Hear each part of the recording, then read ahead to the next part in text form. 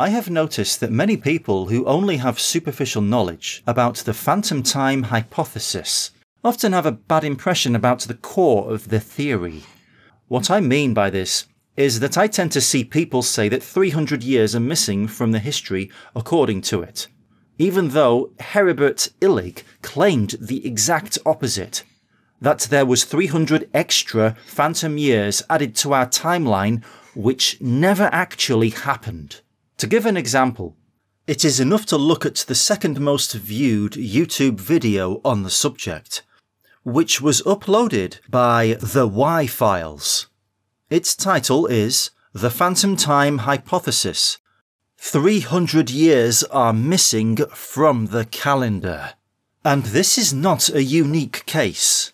There are other videos that present the topic in this way.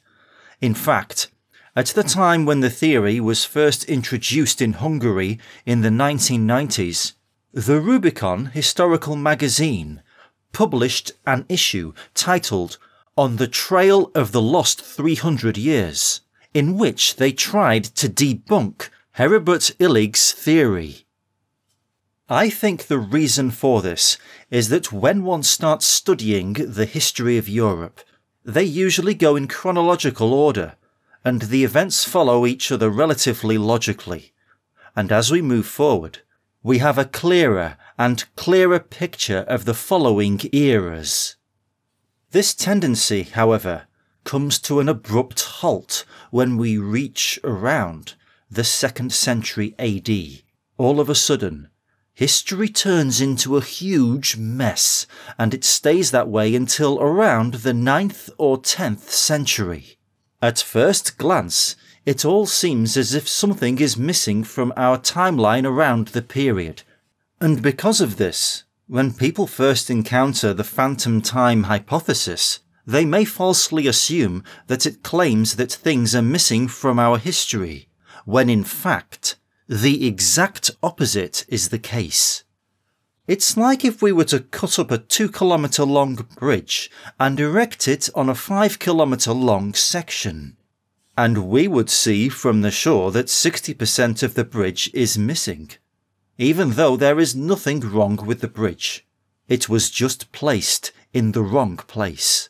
Then, of course, who knows, maybe you have to have a very high IQ to understand the core of the phantom time hypothesis. In any case, this video is part 5 of my multi-part video series on the so-called phantom time hypothesis. If you are interested in the topic and have not seen the previous videos, I highly recommend you to check those out before watching this one. Otherwise, you may find it difficult to understand what I'm going to talk about here. Links to those are in the description. Now, let's begin.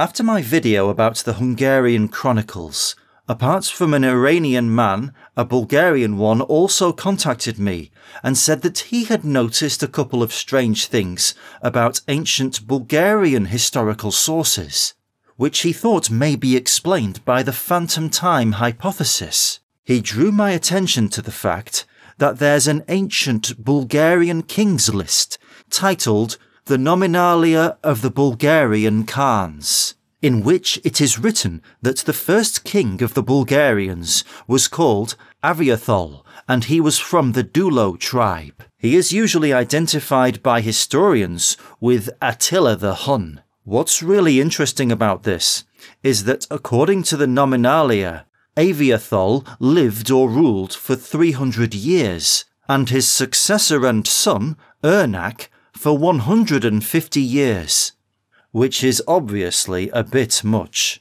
Just a reminder that Attila had an unusually long life in some Hungarian sources as well. If I had to guess, I would say that their extremely long life here is the result of the phantom time inserted into our timeline.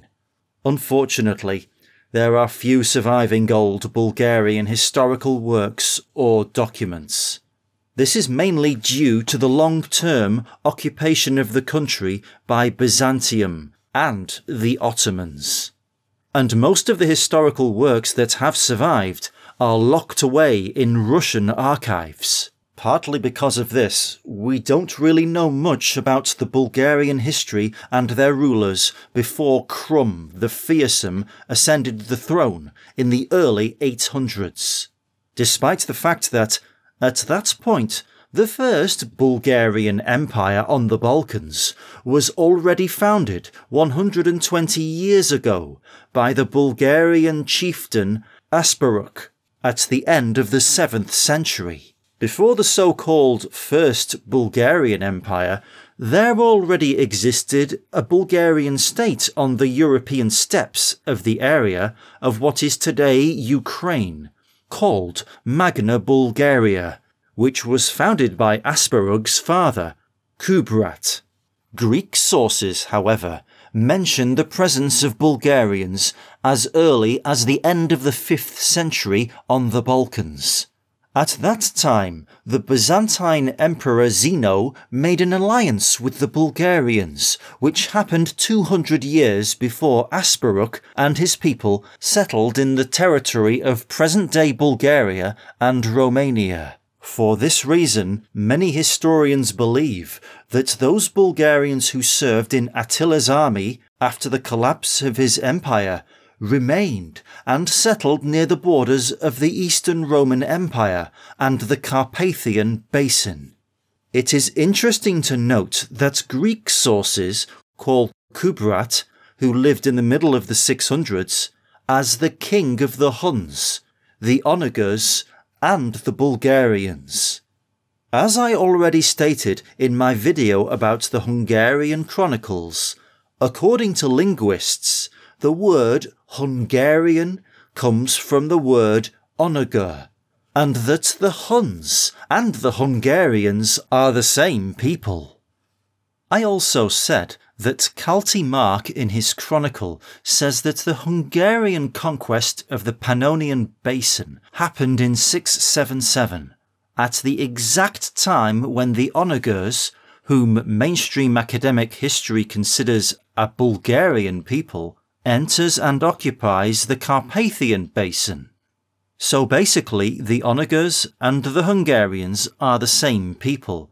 They just split apart on the timeline due to the phantom time.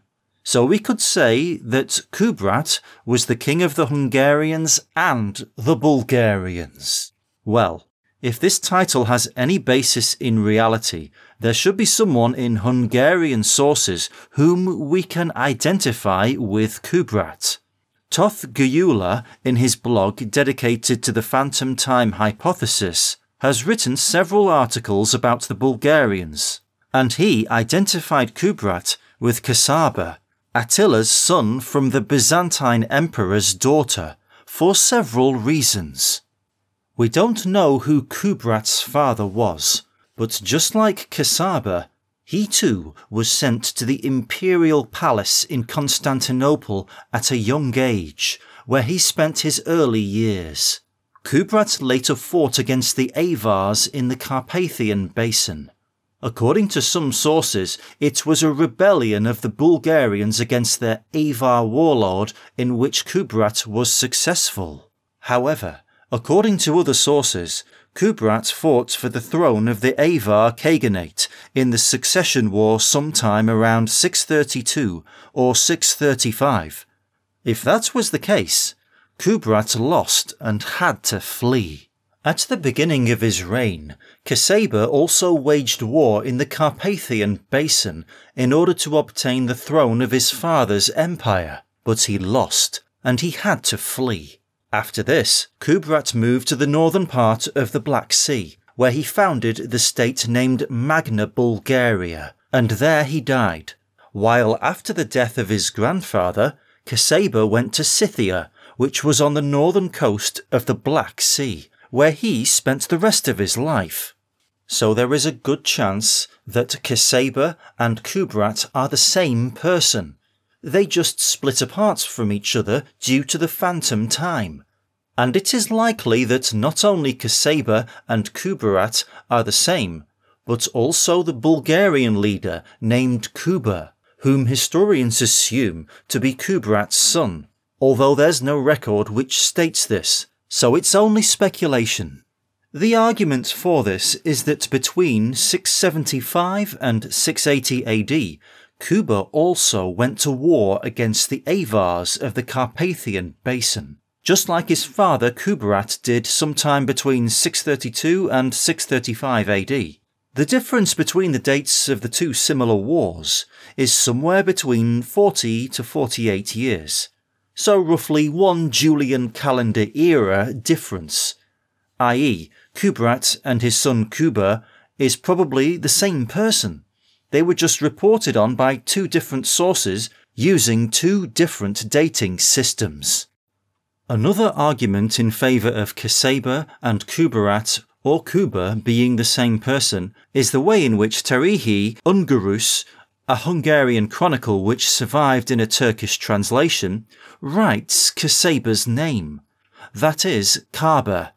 There was also a Bulgarian ruler named Kotrag, who succeeded Kuberat on the throne of Magna Bulgaria, and who, just like Kuberat, also founded a Bulgarian state.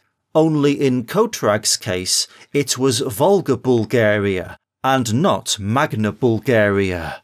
So I assume they are probably the same person as well. An interesting side note about this name is that there are theories that the country Croatia was named after the Bulgarian Khan Kubrat. Another interesting parallel in the period comes from the Crimean Tatar chronicle Dyagfar Tarik, which has survived in Russian translation. It tells about a certain Bulgarian ruler named Shambat, who was the brother of Kubrat, whose name in another writing is Kioba, that is, Kaba, or should I say, Kasaba. Shambat, similar to Kasaba, also had a rivalry going on with his brother. Furthermore, the chronicle gives one version of Asparek's name as Atilkizi, which is essentially the same name as Attila. We find even more characters with strong parallels to Attila in the Bulgarian history of the period. For example, aside from the previously mentioned Aviathol, there was a Bulgarian Khan named Tervel, who was convinced by an exiled Byzantine emperor, Justinian II, to help him regain his throne. Justinian subsequently executed the emperors Leontius and Tiberius, then paid Tervel a large amount of gold and silver as tribute, married his daughter to Tervel, and added the province of Moesia, which corresponds to today's Bulgaria, to Tervel's territories, and also bestowed him with the title of Emperor. This was not Tervel's only campaign, which he led against Constantinople at the request of a Byzantine emperor. In 717 AD, Justinian's successor, Emperor Leo III, made an alliance with Tervel and asked him to save Constantinople, which was being besieged by Arabian armies at the time.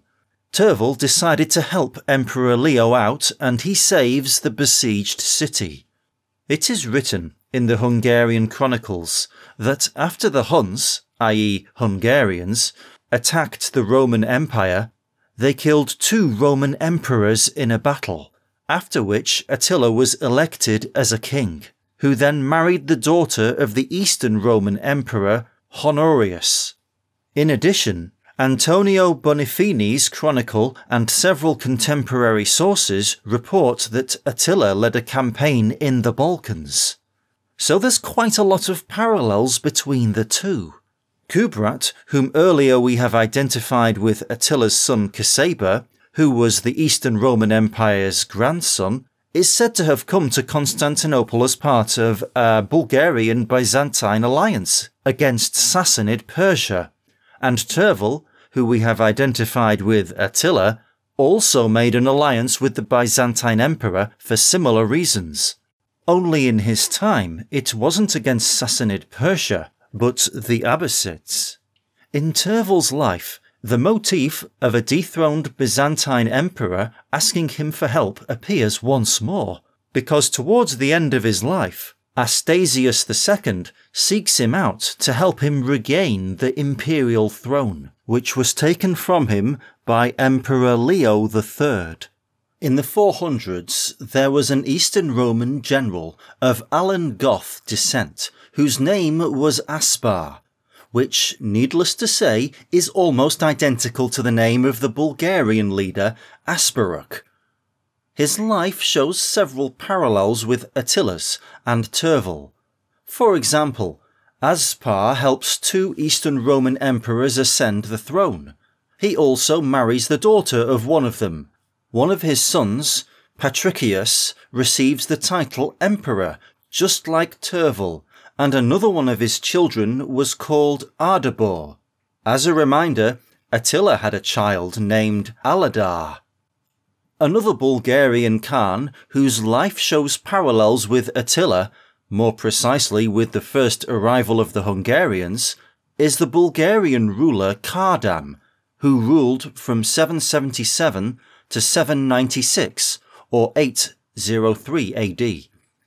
As a reminder, in the video about the Hungarian Chronicles, I mentioned that when the Huns, i.e. the Hungarians, attacked the Roman Empire for the first time, they clashed with the Roman legions twice in 2 battles, and in the second one they managed to defeat them. In that battle, 2 emperors died, and in the video we identified this battle with the so-called Battle of Adrianople, which took place in 378 AD, in which 2 emperors lost their lives. Well, in 789 AD, Khan Kardam defeats the Eastern Romans led by Emperor Constantine VI in the Battle of Adrianople. The Hungarian chronicles state that Attila died 104 years before the Hungarian conquest of the Pannonian Basin, which happened in 895 AD. So he died in 791 AD, which means that this Battle of Adrianople in 789 AD may have taken place during his lifetime. According to the Hungarian chronicles, Attila was elected king after this battle, because several of the captains who were elected to lead the Hungarian army beforehand died in the battle. Maybe it's a coincidence, but according to Kezai Simon's Gesta Hungarorum, one of these captains was called Kedar. I would not be surprised if this Kadram Khan and Kedar were the same person. Only one of them was reported to Hungarian sources, and the other by Greek ones, and historians just fail to recognize that they are the same person, due to the phantom time. Kadram is eventually succeeded on the throne of the Bulgarian state by Krum the Fearsome, who ascends the throne in 803 AD. He starts his reign with a rebellion against the Avars. Well, the Hungarian chronicles say that Kasaba stayed in Constantinople for 13 years, after his father died. If that's the case, and his father died in 791 AD as I stated earlier, then he left Constantinople in 804. If we are right and Attila was succeeded on the Bulgarian throne by Kasaba and he was succeeded by Krum, then it is probably not a coincidence that Krum ascends the throne at the same time that Kasaba goes back to Scythia. It's likely that after Kasaba's grandfather died and he lost his main ally, Krum used this as an opportunity to overthrow him and seize the Bulgarian throne for himself. Krum also appears in the Bulgarian Nominalia under the name Korimosh, and he is the first ruler in the list who does not belong to the Dulo tribe, which was the tribe of the Aviathol, i.e. Attila.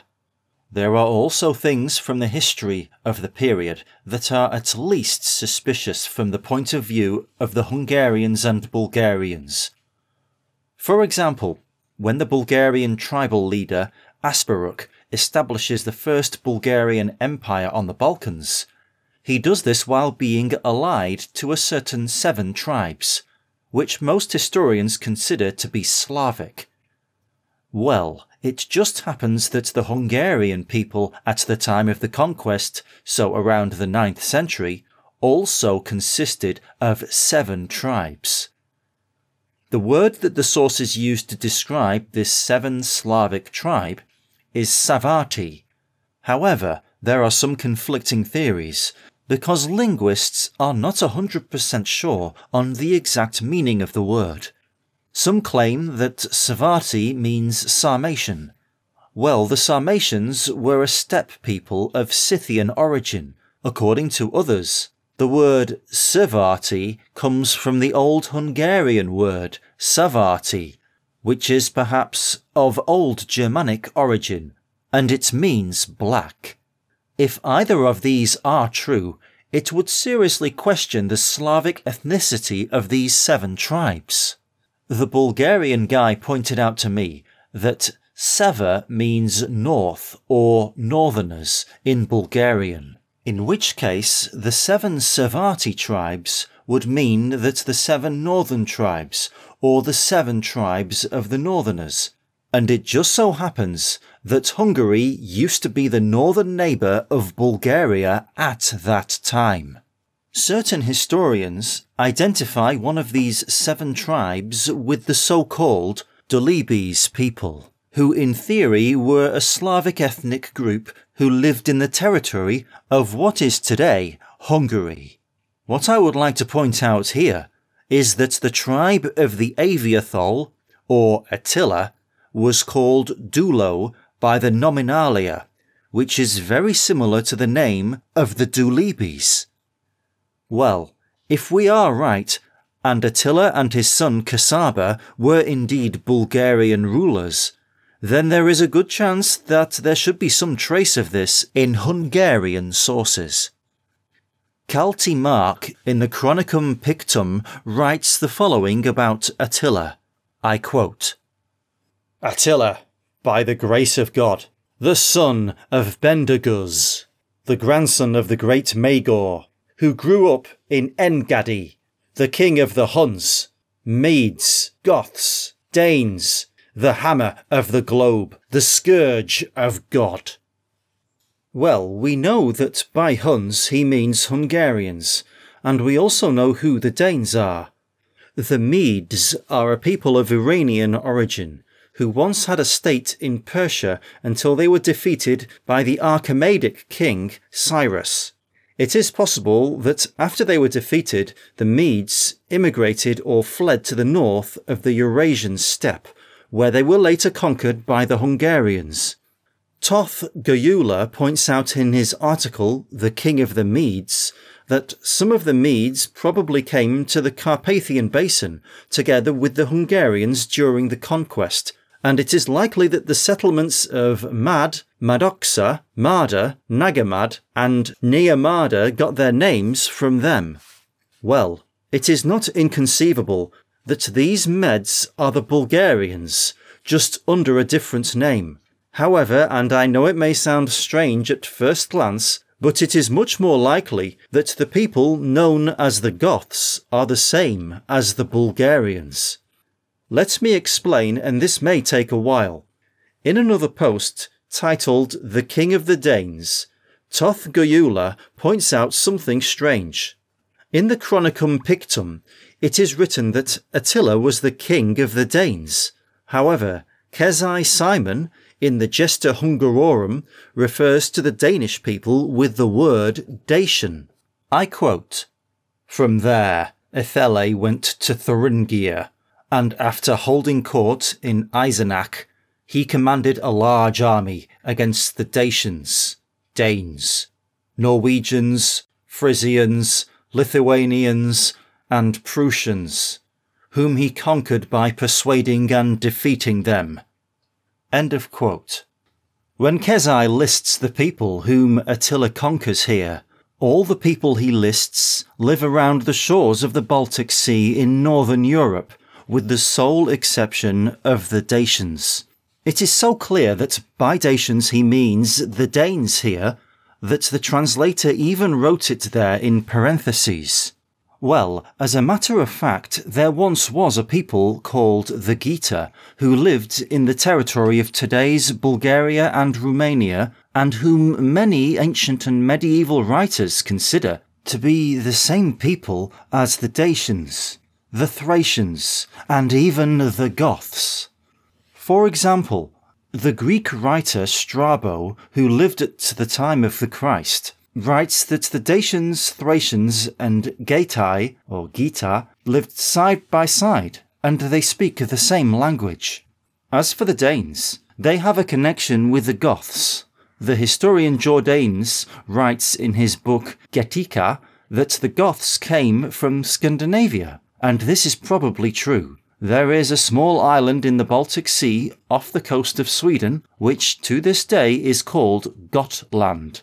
In fact, the entire southern part of Sweden used to be called Gotaland, and until 1972, the title of the Danish ruler included the title King of Gothia.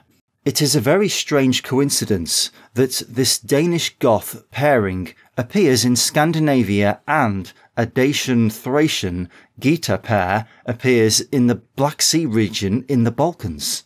Toth Gyula speculates that these people are the same, or at least have the same origin, and as we will see later, that this indeed was once the case.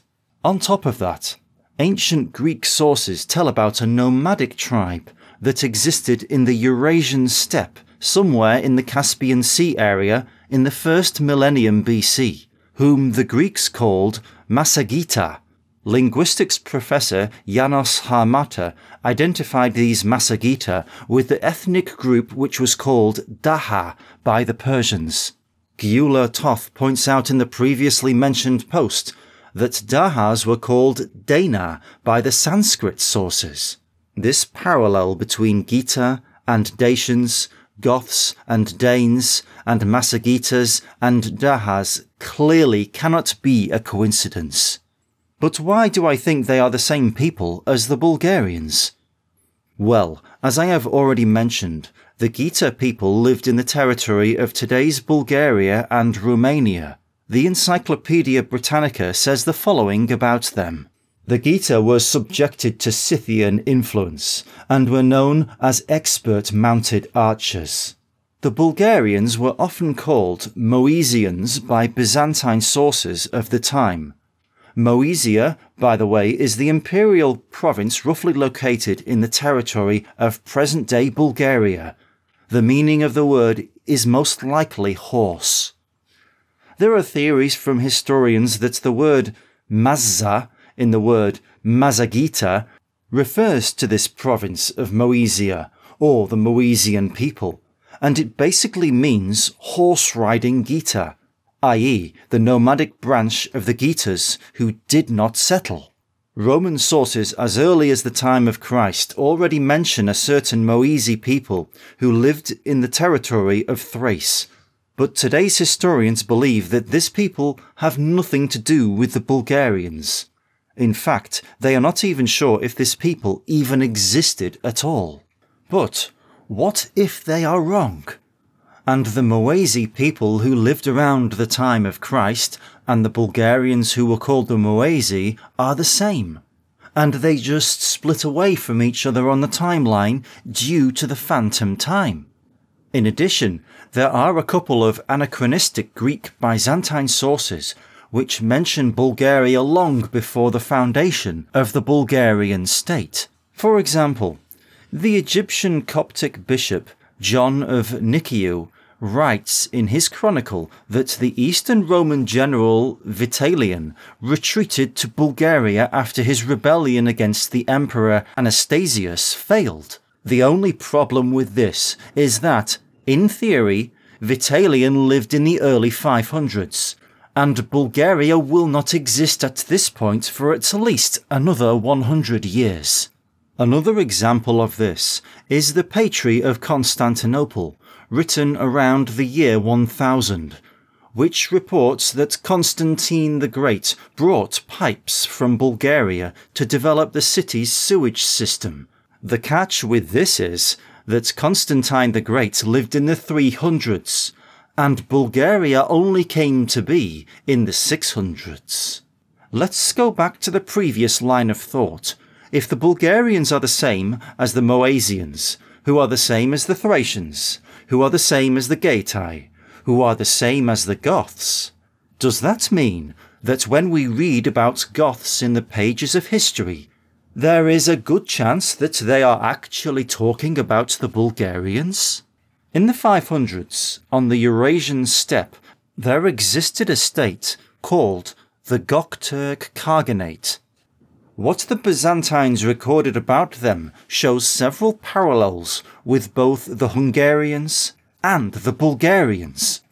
In 625 AD, the Byzantine Emperor Heraclius made an alliance with the Gokturk Khaganate against the Sassanid Persians. A year later, the Sassanids unsuccessfully besieged Constantinople, and another year later, in 627 AD, the Gokturks came to the aid of the Byzantines and drove the Persians back to the Caucasus. Well, as I mentioned earlier, the Bulgar ruler Tervel also made an alliance with the Byzantines against the Arabs, who ruled Persia at the time, and he also did this when the Arabs besieged Constantinople. A very similar war breaks out 20 to 30 years later, in which the Byzantines and their Gokturk allies also fight against Sassanid Persia, with similar results. A siege of Constantinople also takes place here, and the political situation after the war is very similar to the one before the other war. I would like to note here that historians have identified the Gokturks with the Central Asian nomads called Turju by the Chinese. But personally, I think they have nothing to do with the Gokturks mentioned in Byzantine sources. Another thing I would like to point out regarding the Gokturks that parallels the Hungarians and Bulgarians are their name. For those who don't know, medieval Byzantines happened to call the Hungarians Turks. So, I could also say the Gok-Hungarian Khaganate. Is it possible that Gok simply means Goth? If yes, then Gokturk Khaganate simply means Gothic-Hungarian Khaganate, i.e. the Bulgarian-Hungarian kingdom. So basically, this Gokturk empire is nothing but a duplication of Attila's empire, which was created due to the added phantom time to our timeline. After realizing this, I decided to read Jourdain's Getica to see if I could find anything interesting in it when it came to the phantom time hypothesis and Bulgarian Gothic parallels. According to historians, Jourdain's may have been the bishop of Ravenna. He may have been born in the province of Thrace, and he may have been of Gothic origin, but we do not know this for sure. Like all good writers, Jourdain's starts the very beginning of his books by making up excuses as to why his book is not as good as it could have been. After that comes the beginning of the history of the Goths. He writes that the Goths came from the Scandinavian peninsula and crossed over the Baltic Sea by boat, where they landed in what is today's Poland. Eventually, the tribe split in two during their migration. Jourdain's illustrates this with the following story. I quote, "Here they are delighted with the great richness of the country, and it is said that when half the army had been brought over, the bridge whereby they had crossed the river fell in utter ruin, nor could anyone thereafter pass to or from. For the place is said to be surrounded by quaking bogs and an encircling abyss, so that by this double obstacle nature has made it inaccessible." Just a side note, that this was not the only split in the history of the Goths according to Jourdain's. Well, if the Goths really split into two or multiple branches during their migration in Eastern Europe, that would explain why there's Goth-Dacian combinations at the Black Sea area, the Baltic coastline, and in the vicinity of the Caspian Sea as well. After splitting into two, a part of them ends up in the Scythian territory of the northern coast of the Black Sea, exactly in the same area where the Hungarians and Bulgarians lived at one point. Jourdain's, in fact, considers the Goths themselves to be a Scythian ethnic group. For example, he links the well-known Scythian Amazons to the Goths, and also quotes Magog, who also appears in the Bible, as a Gothic person. I would like to note here that the Bulgarian guy drew my attention to the fact that the Aethiopis, which is a lost chapter from the Iliad, identifies the Amazons whom come to the help of the Trojans as Thracians. In addition to Jordanes, several writers of the time considered Goths to be a Scythian people and claimed they were the descendants of Gog and Magog. Well, for those who haven't seen my video titled Gog, Magog and the Giant of Kandahar, I will briefly tell you the origin myth of the Hungarians, as written down by Kezai Simon in the chronicle The Gesta Hungarorum. One day after the flood, two sons of Nimrod the giant, Hunor and Magor, who are often identified with Gog and Magog, while out hunting, spot a white stag, which they start to chase. They follow the stag to the Crimean Peninsula, where they lose track of it. They liked the area where they found themselves, so they settled there, after stealing wives for themselves from the local population. They multiplied until the area can no longer sustain them. So they marched out to the European steppes, and they conquered the area where they founded the kingdom of Scythia, which consisted of 3 countries, and was home to 108 tribes. I don't think that this similarity is due to the Goths and the Hungarians being the same people, but rather because the Goths also settled in the Scythian region, and it is likely that the ancient Greek writers incorrectly attributed stories from different peoples from the same political area to each other.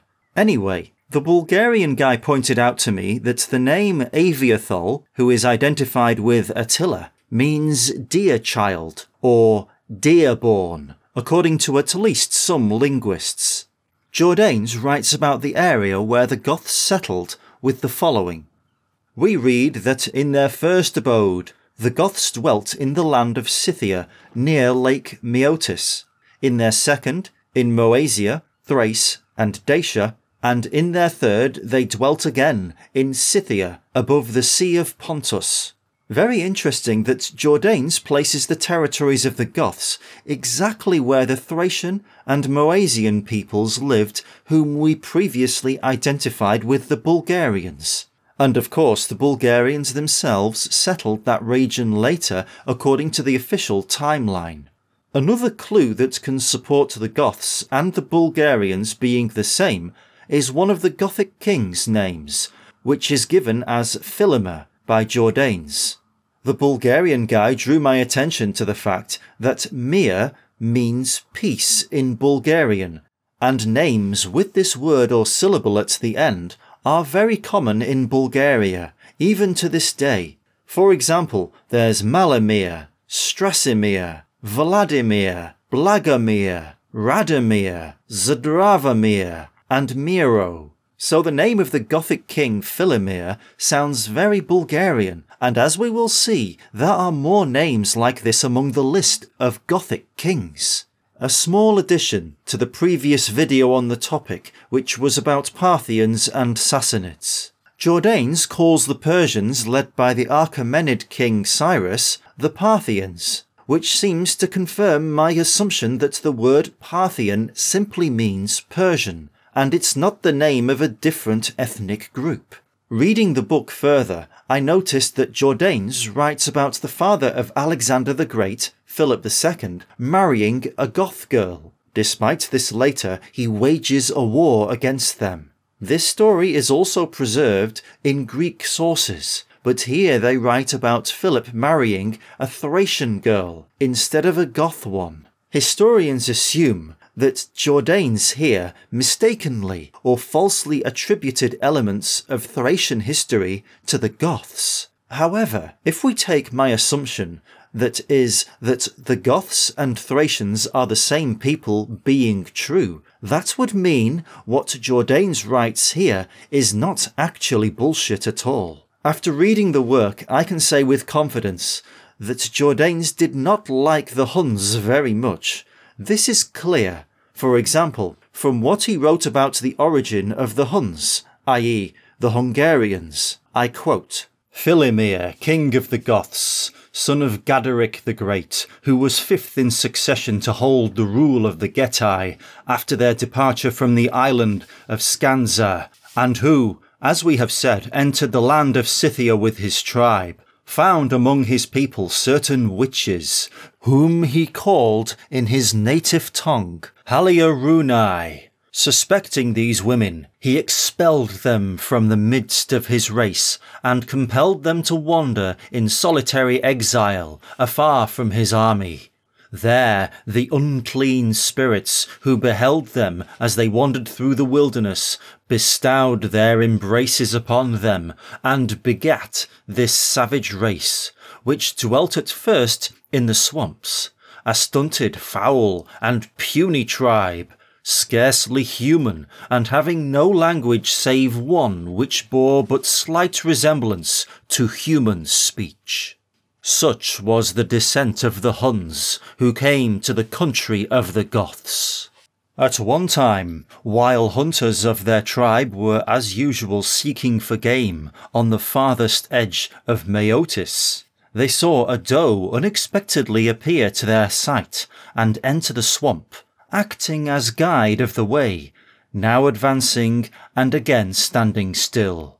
The hunters followed, and crossed on foot the Meotic swamp, which they had supposed was impassable as the sea. Presently, the unknown land of Scythia disclosed itself, and the doe disappeared."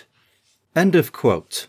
Well, the second half of the story shows clear parallels to the legend of the aforementioned white stag and Hunor and Magor. Kezai Simon writes that Menrod, i.e. Nimrod, their father, was a giant, from which the logical conclusion follows that Hunor and Magor were giants too. Well, Gog and Magog, who are probably the same two guys, are described as giants in some of the ancient sources. The apocryphal text, the Book of Enoch, says that the race of giants were born from the union of fallen angels and human women, and Jourdain writes that the race of the Huns and the Hungarians, whose two forefathers were giants, were born from the union of unclean spirits and human women, which is an interesting parallel. Jourdain also writes that the Huns pushed into Scythia, where they subjugated many peoples, including some of the Goths. Those Goths who managed to escape settled in Moesia and Dacia during the reign of Emperor Valens. This could explain why there are certain events and stories attributed to both the Huns and the Goths. In any case, if there were Goths who fled from the Huns, then it is understandable why they settled in Dacia and Moesia, because Goths already lived there at that time. As a reminder, Emperor Valens was one of the guys whom we identified with Macrinus in the Hungarian Chronicles episode, and Macrinus was killed by the Hungarians in the Battle of Seisenmauer. We can find further examples of this Hungarian Gothic entanglement in Jourdain's work. For example, there's a Gothic royal family tree where some very interesting names appear. You can see this list right now on the screen. Gapt, according to historians, is an old Germanic deity whose child, Hulmul, also appears in the chronicle of the Danish historian Saxo Grammaticus, who lived in the 12th century as an ancient Danish king. According to Saxo Grammaticus, Hulmul's father was called Dan, while in Jourdain's work his name was Gapt. It seems the Gothic Danish pair shows up again. I would like to note that, according to Saxo, Dan's father was also called Humbly, along with Dan's son. What is strange is that an ancient Danish song has survived, in which a certain Humli is mentioned, but in this song he is a Hunnic king. Perhaps it's not so strange after all if what Kalti Mark wrote was true when he said that Attila was the king of the Danes. In the king's list there is someone named Hunulit, who had a son named Aethel. Well, Attila's name in the old Hungarian text is written as Ethel, so basically, a Gothic king named Hun had a son named Attila. The next suspicious name I found was Hermannerig. At the end of these old kings' names, Eric means king, so Hermannerig's name basically was King Herman. Jordanes later in his book writes that Attila had a child named Ernak, which is very similar to the name Herman. The next name, more precisely names that stood out to me, are the names of Theudemir, Valamir, Videmir, who are, in principle, brothers. As I mentioned earlier, the names ending in Mir sound suspiciously Bulgarian, and two of them are basically called Vladimir. I would like to note that towards the end of the 800s, Bulgaria had a ruler named Vladimir. The three of them led the Goths fighting on Attila's side in the Battle of Catalonian Plains, according to Jordanes. The last name that stood out to me was Athelrig, i.e. King Athel, about whom we don't know much about, except that he was a Gothic king and he drank himself to death during a party early in his life. Well, Attila is also said to have died as a result of a nosebleed caused by excessive alcohol consumption at his wedding. I think Attila and Athelrig are essentially the same person, whom split apart from each other due to added phantom time. Jordanes links the campaigns of Alaric to the Goths, obviously, those campaigns which I discussed in detail in the first video, and I said that they are duplicates of Attila's campaigns. Jordanes later writes in the book, and I quote, "When he had ruled with such license for barely a year, Balamber, king of the Huns, would no longer endure it, but sent for Gesimund, son of Hunimund the Great. Now Gesimund, together with a great part of the Goths, remained under the rule of the Huns, being mindful of his oath of fidelity. Balamber renewed his alliance with him, and led his army up against Vinitharius. After a long contest, Vinitharius prevailed in the first and the second conflict, nor can any say how great slaughter he made of the army of the Huns. But in the third battle, when they met each other unexpectedly at the river named Urrak, Balamber shot an arrow and wounded Vinitharius in the head, so that he died. When Balamber took himself in marriage, Vadamirka, the granddaughter of Vinitharius, and finally ruled all the people of the Goths as his peaceful subjects, but in such a way that one ruler of their own number always held power over the Gothic race, through subjugation to the Huns." End of the quote. Note that the same elements can be found here as when Hungarians first arrived in the Carpathian Basin. According to the Hungarian chronicles, the difference is that instead of the Romans, the Huns fight against the Goths. Instead of Macrinus, it is Vinitharius, or Ventharius, who is hit by an arrow on the head, and instead of Attila, Balamber marries not the daughter of one of the Roman emperors, but the granddaughter of one of the Gothic kings. Speaking of Balamber, as I said before, Attila was only elected king after the Battle of Sisenmar, and until then the army of the Huns, i.e. Hungarians, was led by several captains. Well, one of these captains just happened to be called Bela. I would not be surprised if this Balamber was the same person as the captain called Bela. Jordanes writes the following about the events that took place after Attila's death. I quote, "When Ardaric, king of the Gepidae, learned this, he became enraged because so many nations were being treated like slaves of the basest condition, and was first to rise against the sons of Attila. Good fortune attended him, and he effaced the disgrace of servitude that rested upon him. For by his revolt he freed not only his own tribe, but all the others who were equally oppressed. Since all readily strove for that which is sought for the general advantage, they took up arms against the destruction that menaced all, and joined battle with the Huns in Pannonia, near a river called Nedau.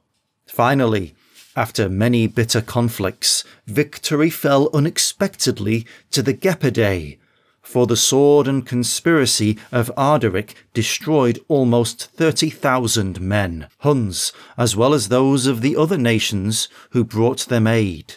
In this battle fell Elac, the elder son of Attila, whom his father is said to have loved so much more than all the rest that he preferred him to any child, or even to all the children of his kingdom. But fortune was not in accord with his father's wish, for after slaying many of the foe, it appears that he met his death so bravely that if his father had lived, he would have rejoiced at his glorious end. When Elac was slain, his remaining brothers were put to flight near the shore of the Sea of Pontus, where we have said the Goths first settled." End of the quote. Well, according to the Hungarian chronicles, after Attila's death, a war breaks out between his two sons, Casaber, who was largely supported by the Hungarians, and Aladar, who was mostly supported by the Germans.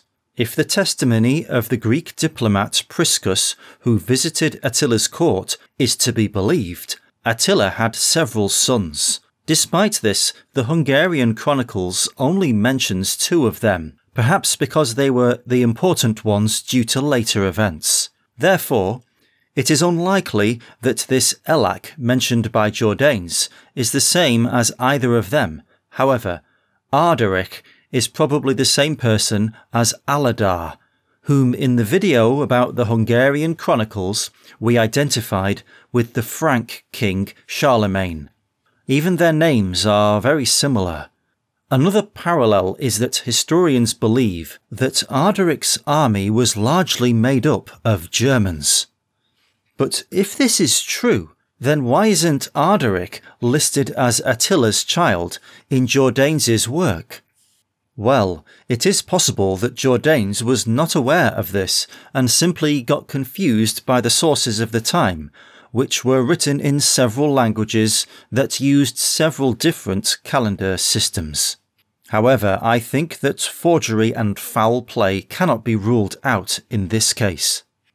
Personally, I believe that there were 2 main reasons for the time falsification. I already talked about one of them in part 2. But to understand the other one, first we need to be aware of the political situation of the Holy Roman Empire around the 10th century. When Heribert Illig first came up with the phantom time hypothesis, he believed that the Roman Catholic Church, which did not go through the schism at that point, and its Pope Sylvester II, the Holy Roman Emperor Otto III, and the Eastern Roman Emperor Constantine VII, was behind the whole affair. If there really was a deliberate intent behind the phantom time in that case, Illig defines the institutions that were able to carry such a thing out correctly, in my opinion, and they probably did this by introducing a new year counting system. The Christ era, which had not been in use anywhere until then, but they deliberately or mistakenly calculated the year Christ was born incorrectly, adding around 1/2 millennia of extra time to the timeline. The problem with Illig's assumption is that Constantine VII was not a contemporary of Otto III and Sylvester II, so I don't think Illig is right when he says that these three people were behind it. I also don't think that the motivations Illig attributed to Otto III are very convincing, i.e., he wanted the title Endekaiser. If we take into consideration what we know so far, I think that the grandfather of Otto III, Otto I, or perhaps his great-grandfather Henry I, had much better motivations to add extra time to the timeline.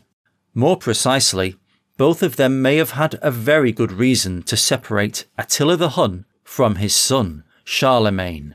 It should be known that the last East Frankish king who descended from Charlemagne was Louis III, or IV. He died at a young age, in 911, from an unknown cause. During his lifetime, the East Frankish Empire launched a large military campaign to expel the Hungarians from the Carpathian Basin, which was unsuccessful. Conrad I succeeds him on the East Frankish throne, who is then succeeded by Henry I, but neither of them managed to consolidate their power, and both of them fought multiple wars against the invading Hungarians. In fact, when Count Arnulf of Bavaria rebelled against Conrad I, he asked for help from the Hungarians. Most historians today assume that the goal of these campaigns was to simply raid, pillage, and loot, but considering the phantom time hypothesis, I think it is much more likely that these were attempts by the Hungarians to restore Attila's European empire. When the Carolingian dynasty, which descended from Charlemagne, dies out in eastern Francia, i.e. Germany, the nobility there rejected the West Frankish king, who was also from the Carolingian dynasty, named Charles the Simple, as their new ruler, because it seems that he had limited intellectual and cognitive abilities. Well, if Charlemagne was the same person as Attila's son Eladar, it means that the founder of the Carolingian house was Attila, and in this case there would have been a ruler in Europe who, from a legal point of view, could have succeeded Louis III, or IV, on the throne of the East Frankish Empire, aside from Charles the Simple, namely the rulers of the Hungarian Principality who were the direct descendants of Attila. In order to delegitimize these potential heirs to the throne, Henry I, or Otto I, had to separate Attila from Charlemagne, so that he could consolidate his power and to prevent the Hungarian ruler from usurping him. In addition, the rule of Henry I and Otto I fell at the peak of the Hungarian campaigns into Western Europe during the 10th century, which could have given them extra motivation to undertake such a strange and unusual operation, and perhaps they had hoped that it would prevent rebellions similar to Arnulf's, who may have rebelled in the first place because he would have rather seen the King of Hungary at the East Frankish throne than Otto I.